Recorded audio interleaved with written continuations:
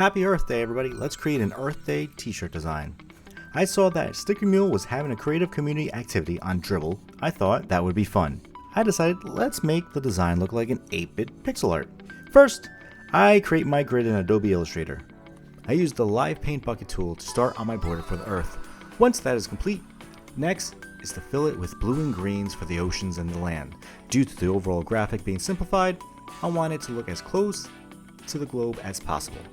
After I'm satisfied with the pixel art Earth, I want to create a new document for the t-shirt design. I know I can adjust the current document, but I want to show what I would do when creating an artboard for a t-shirt graphic.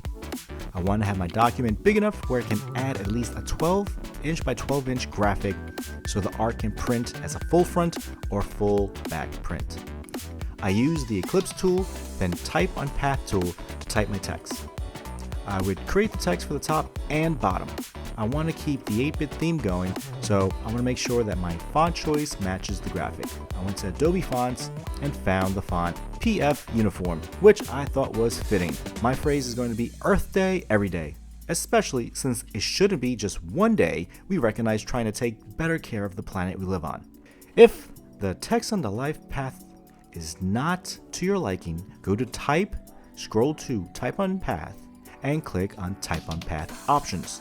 If you scroll down under the Align a Path, you'll see options where you may prefer the text to be on path. After I did that, I'll adjust the kerning and layout until the overall graphic looks acceptable. I decided to create another version of the design. I added the year 2024 and placed it underneath. If you're going to send a graphic to a screen printer, you want to outline the text. Go to Type, scroll down to create outlines. Shift-Command-O is the keyboard shortcut. I want to put this on a black background, so I'll create a new layer and place it below the others so it acts as the shirt background.